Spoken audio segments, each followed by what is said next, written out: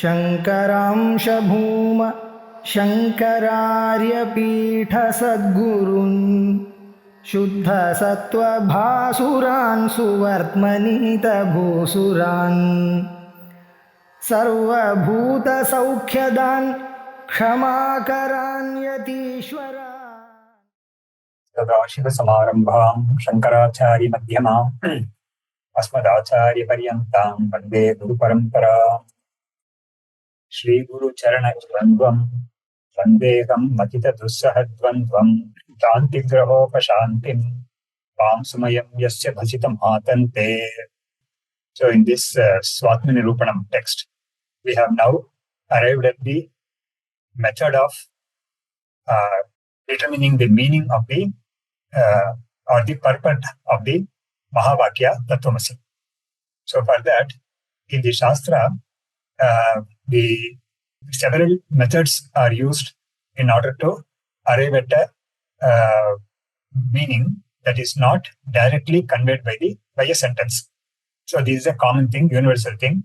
All people accept this, not just Advaitins, all people accept this. So the several methods of arriving at a meaning of a sentence is being discussed here, and what exact method is to be used in this Tattvamasi Mahavakya determination is being also being stated here. So these slokas are what we have commenced in the last class. So now going further, in the 32nd sloka, in the 31st sloka, we came across the idea that there is something called Lakshana.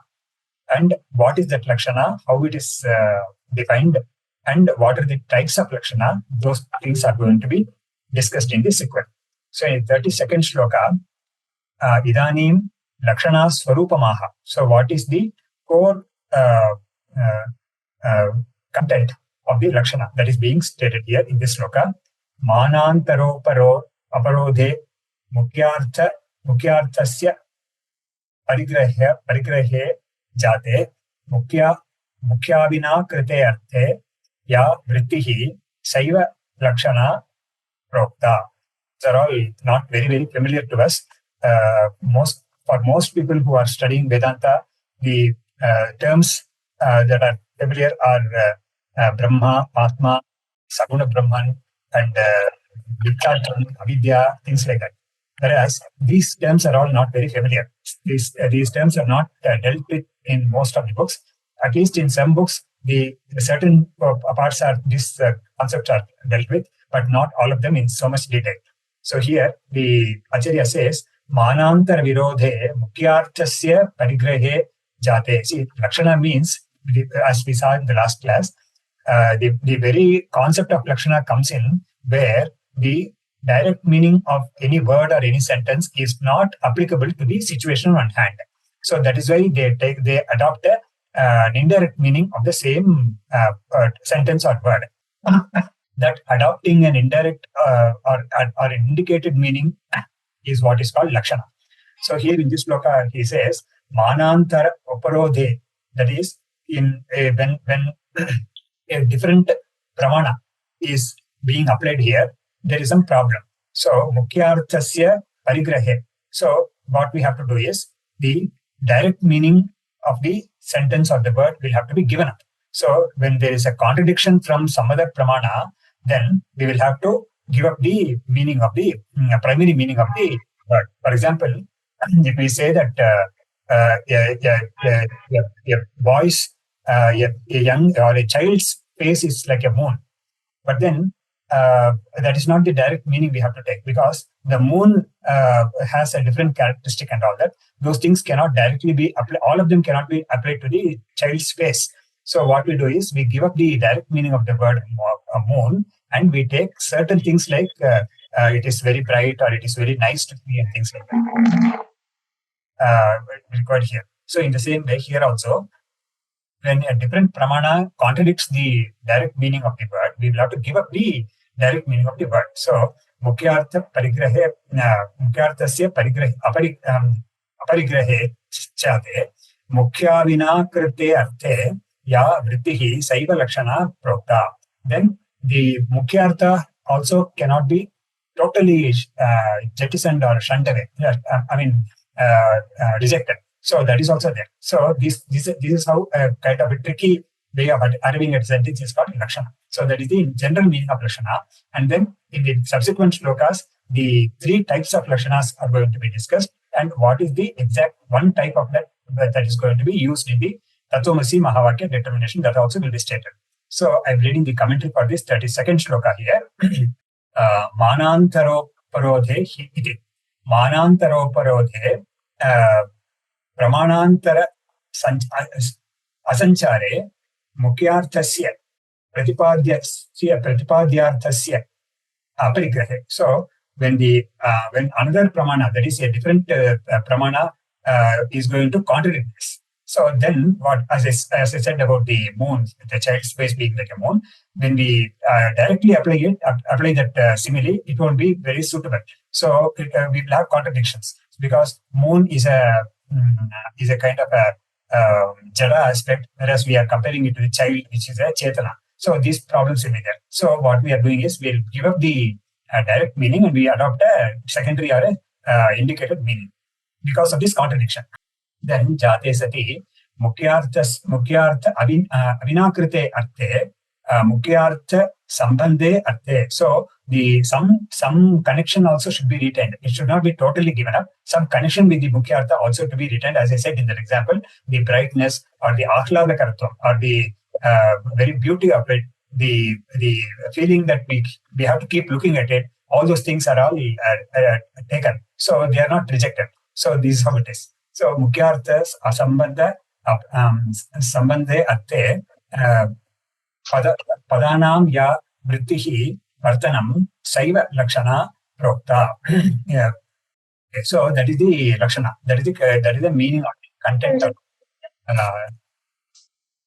core content of the concept of lakshana. So we should not give up the meaning totally. We have to retain some aspects of it, and we have to see how the simile applies to this case. So lakshana pratipadyakai rityarthaha. So who gives all these instructions? There are some special people, some special category of linguists and all that. They come up with these definitions and all that. They are experts in that. So lakshana pratipadyakai rityarthaha. So lakshanas Swarupam Muktam Kavya Prakasha. So Kavya Prakasha is a very ancient, very authoritative text on these aspects of linguistics. So Mukyartha Badhe. So he is quoting the commentator is quoting a verse from that Kavya Prakasha text. So Mukyartha Badhe Tad Yoge Rudito Artha Prayojanat Anyo Artho Lakshyate Yat Sa Lakshana Prochate Budaihi. So this is the shloka. So what the shloka means is Mukyartha Badhe. So when the direct meaning is contradicted by some other pramana, Tad Yoge Rudito Artha Prayojanat. Tad Yoge means there are two ways of deriving at the or two ways of looking at the meaning of a word.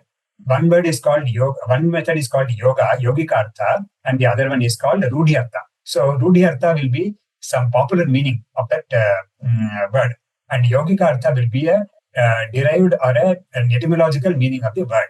So, like for example, for the word pankaja. So usually the Shastra people give that word pankaja. So pankaja means a lotus. So pankaja is normally taken, the popular meaning of the word pankaja is lotus only. But when you go to the etymological meaning or the literal meaning of the word, panke jata iti pankaja. So panka is slush or water slush. So if something which is born there or which is thriving there is called, that will be the meaning of the word pankaja in the literal sense. So in that sense, you can say a frog and an oyster and so many things that are thriving in the slush. So those entities also will can be rightfully given the name pankaja. But then rudi, there is a rudi in the word that pankaja means only lotus. So that is the way that is the way to distinguish between these two types. That is, one is the etymological meaning, that is called the yogic artha. Then the other one is called rudhyartha, which is the popular meaning. So now I think we can get a good idea of that with the meaning of pankaja, with the example of pankaja. So this Kavya Prakasha says, mukyartha badhe tad yoge rudito artha prayojanat anyo artho lakshya iti lakshyate yat sa lakshana prochyate. So here what he says is both the rudhi artha also has to be given up, and the yogic artha also has to be given up. So a third kind of meaning has to be taken here, that is called lakshana. So rudhi artha is not lakshana, nor the yogic artha also is not lakshana. So lakshana is something distinct from both rudhi artha and the yogic artha. So this is how the Kavya Prakasha defines a lakshana. So this is what is incorporated in this commentary by the Acharya in this shloka. Manantaroparodhe mukyarthasya aparigrehe jate mukhya avinakrite arthe ya vrittihi saiva lakshana prokta. So this is shloka 31. Now we are 32, sorry. Now we are going to the 33rd shloka. So now from this onwards only we will, things will be interesting to us. Sacha lakshana trividha jahat ajahat jahadajar Veda. So this lakshana, which has been defined in the previous shloka, is of three types. One is called jahal lakshana, another is called ajahal lakshana, and the third one is a kind of a mixture of these two, jahad ajahal lakshana. So these are the three types of lakshana. Tatra prathamataha jahal lakshana maha. So the case of jahal lakshana is being taken up. For all these three standard examples are also given in the shastra. So that is also embedded in this, included in this shloka itself. So, nikilamapi vachyartham yaktva vrittihi tadanvite anye arthe jahatiti lakshana syat gangayam ghosha iti vate atra na grahya. So now this shloka gives the example for the first kind of lakshana, that's called jahal lakshana, and the meaning or the definition of that lakshana also is being given in this shloka. So, nikilamapi vachyamartham tyaktva. So, the direct meaning of a word or a sentence has to be totally given up. Nikilamapi vachyamartham tyaktva vrittihi tad anvite anye arthe. So, now but since we have given the direct meaning of the whole sentence, we have to give some meaning. So that meaning will be something which is suitable to the case. So what it is that kind of lakshana is called jahatiti lakshana syate. When we see this example given, we will be able to clearly understand what it means. So the Gangayam Goshaha, this is the standard example given for this type, that is called jahal lakshana. There, what the sentence literally means is, in Ganga, there is a hamlet. Hamlet will be a kind of a small village, Upam or something like that. So this sentence simply says, in Ganga, there is a hamlet. But then when we hear this sentence, it will be kind of puzzling to us. How can a hamlet or a village exist in Ganga? Because Ganga, the moment we think of Ganga, we hear the word Ganga, we imagine a very fast-flowing, swift-flowing river. So how can there be a village amidst the river? In the river, the village can't exist at all. So this is the question we get. So for that, this lakshana we have to apply there. And what this lakshana tells us is the meaning, the direct meaning or the popular meaning of the word Ganga has to be totally given up. So it is not the river at all. So the Ganga, the hamlet cannot exist in the river. So that is the reasoning we adopt. And then with that help, we arrive at the meaning of this sentence. So Ganga does not mean a river. Ganga simply means here the shore of Ganga or some place close to Ganga. A village is located somewhere very close to the Ganga or on the banks of the Ganga. So then, in that case, there will be no confusion at all. So Gangayam Goshaha, there is a usage in the world also. Such usages are there, plenty. But then, in all such cases, the Jahal Lakshana will be applied, and the hearer of the sentence will get the meaning after applying the Jahal Lakshana. So that's what it is. So Gangayam Gosha is a standard example for this. The direct meaning or the popular meaning of the word Ganga is to be completely given up, And then at the same time, the word Ganga used in the sentence should not also be irrelevant. So it should not also be something very strange or foreign to that sentence. So that is also there. That also has to be taken care. Just as we saw in the case of the moon, even though we give the meaning of the moon on the sky, still some aspects connected with the moon like Ahladakaratvam, Prakashatmanatvam and all that are retained. So in the same case, same way here also in the case of Ganga, the Ganga Sambandha is there. It is so close to Ganga, or it is placed, this village is located on the banks of the Ganga. So these meanings are all taken. So these meanings come to the fore, and then this way we arrive at the meaning of the word Gangayam Ghoshaha. So this is the Lakshana for the, this is the example for the Jahal Lakshana. Jahat means it is giving up. So I'm reading the commentary now. Nikelamapi, Nikelamapi, Samagramapi, Vachyam, Padavachyam Artam, Tyaktva, Tadanvite, Vachyartha Anvite, Anyarte, Bhinnarte, Ya Padasya Vrittihi, Sa Jahal Lakshana Ityuchate. Tatra Sa Jahal Lakshana Bhavati Ityaha, Gangayam Ghoshaha Ityatra Yatha. Iyam Jahal Lakshana Tatvamasi iti Vakyate Tatvamasi iti Vakya na grahya. So here this shloka says also, I left out the last word of that shloka, na grahya. I mean, by giving the meaning. So this meaning of this Jahal Lakshana should not be applied in the case of Tatvamasi Vakya. So that's what the shloka says, and the commentary also ends with that, na grahya. Then we move on to the, then atra samagra padarthasya, padartha tyaga, padarthikadesha grahanat sa na sambhavati iti bhavaha. So in the case of Tattvamasi, we are not giving up the entire meaning. We retain certain parts of certain aspects of the meaning also. That's why this Jahal Lakshana should not be applied. That's what the commentator says here. Then going on to the next shloka, 34th shloka, Idanim Ajahal Lakshana Maha. Now the second type that is called Ajahal Lakshana is being taken up in this shloka. Vachyartam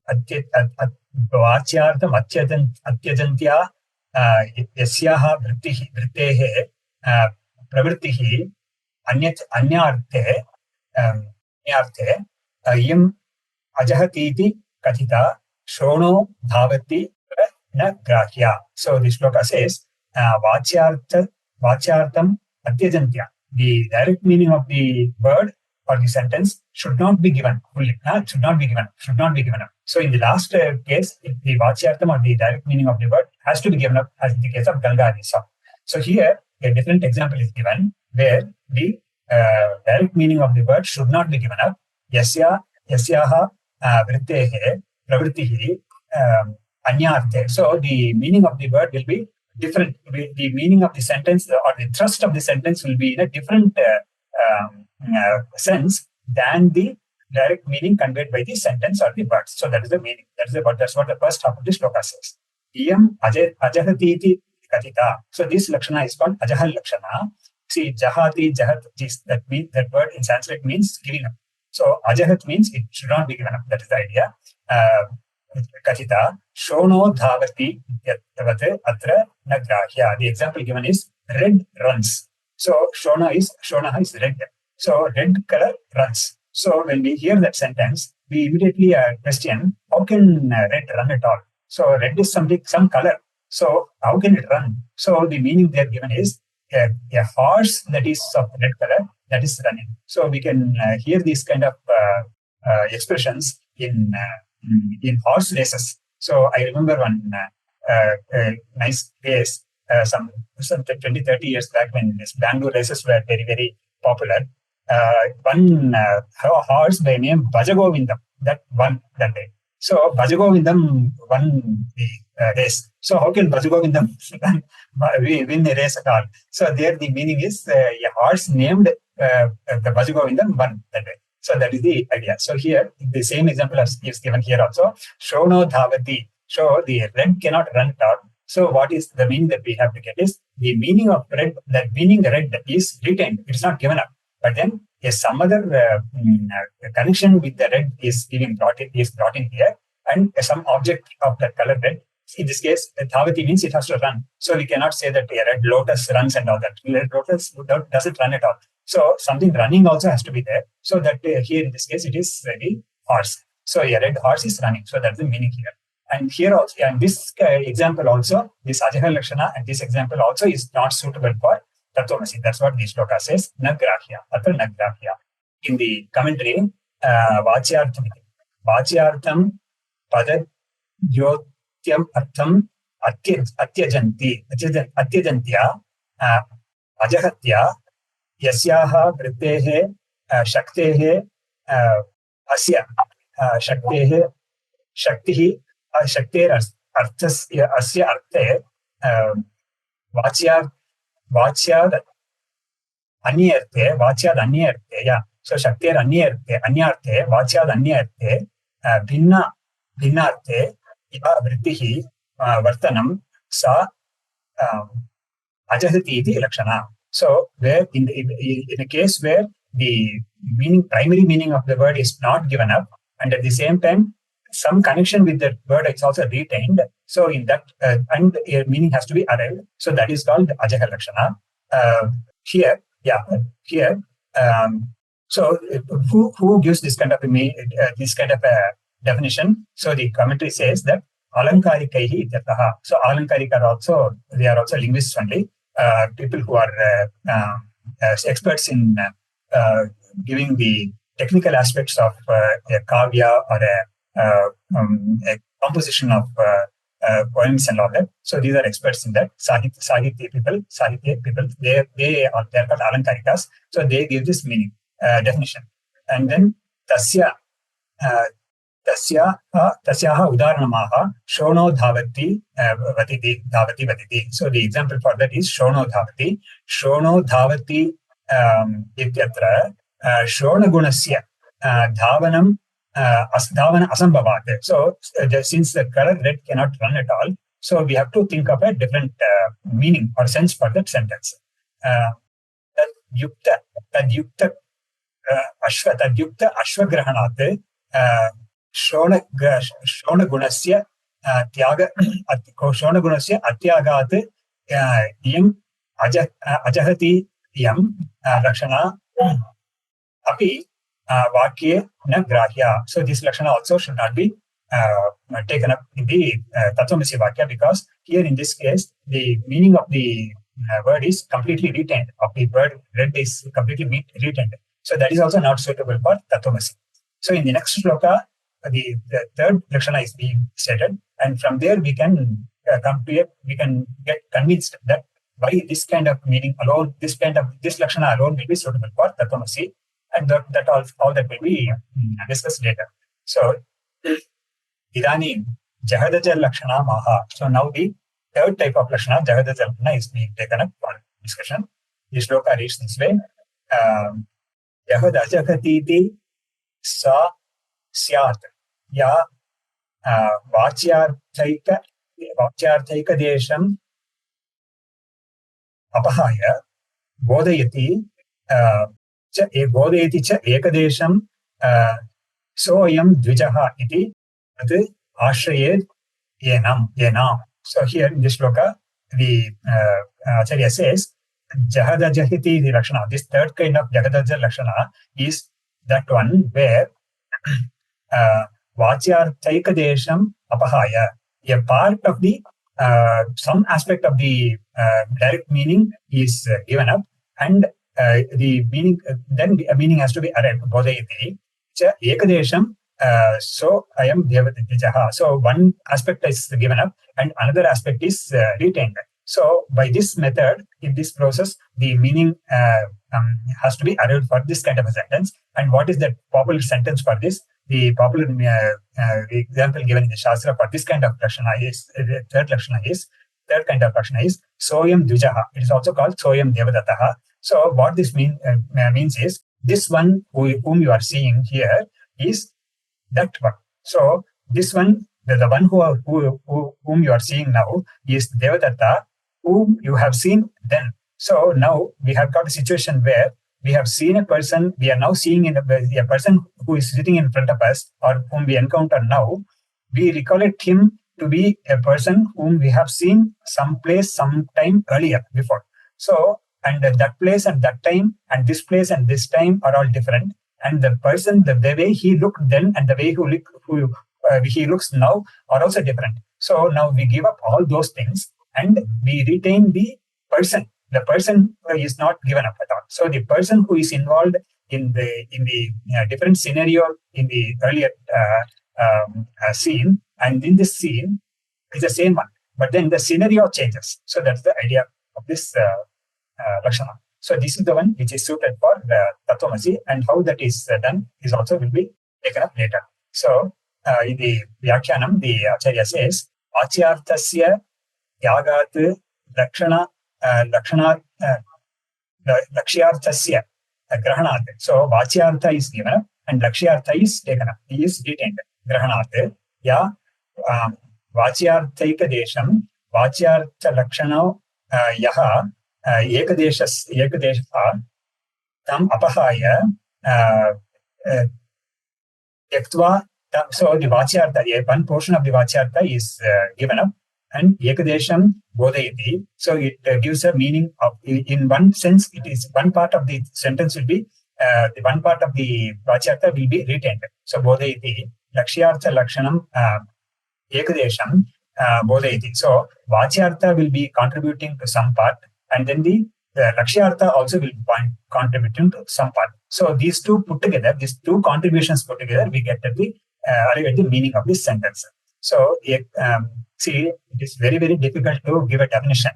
But then all the difficulty will be overcome when we look at a sentence, we look at the example. So the example can be much, much easily grasped, but then that is the difficulty for all the Shastrakaras. See, for the Shastrakaras, examples will be available in the world, but then for them, it's no problem. But then for them, the problem is in conveying the meaning to the other one. That's why in Nyaya also, we have got something like Swarthanumana and Pararthanumana and all that. So for the person for himself, the Anumana is not very difficult to arrive at. But then inference, if he has to explain it to someone else, another person, then he will undergo so many difficulties in couching his sentences in such a way that there is least confusion or there is greatest ease in which he can convey it. So this is the difficulty in all the Shastras. And here also that is exactly that difficulty is there. But then when we look at this sentence, Soyam Devadattaha, we use that sentence, that kind of a sentence in our day-to-day life. So many times we do use that. And we are so quickly also we have no difficulty absolutely in using those sentences. But then for a Shastra people to convey that in technical terms, it becomes extremely difficult. And understanding also becomes difficult. But once we see the example, all that difficulty goes away. So here, tasyaha udaharanam, soyam dvijaha iti, soyam devadattaha ityatra, taddesha etadesha etatkala, etadesha kala vaishishtiya parityagena, Devadattasya rupamatrasya swarupamatrasya grahanam idanim jahadaja lakshana jahanam ashrayet angikuriya. So in Tattvamasi we have to adopt this, apply this Soyam Devadattaha type of lakshana. So as we saw in Soyam Devadattaha, that kala and that desha, that times, that all that scenario, everything has to be given up because he looked differently then, but then now he is looking differently. He was in a different dress at that time. Now he is wearing a different kind of dress, and we would have seen him as a 15-year-old boy, but now we are seeing him as a 20-year-old man, or some certain things. Such things are there. So, but still we are able to know that this is the same person. Sometimes what happens, we may not be recognizing him that way, but someone who is with us, he would have immediately recognized this person. And since we also would have seen him that way, he will tell us that, look, this is the one whom we saw. Together we had been to Kashi some 20 years back, and this is the one who performed all the religious rites for us at that time there. Then I recall, okay, I now remember. So such things happen in the world. So these are all very, very familiar to us. See, all the examples taken up here are very familiar to us. But still, the way we understand them, all that is different. And the way they're explained by the Shastrakaras also are extremely terse language. Okay, now we will end this session here. Shri Guru Charana Dvandvam Spandegam Matita Dussahadvadvam Prantigrahopashantim Pamsumayam Yasya Vasita Matanute.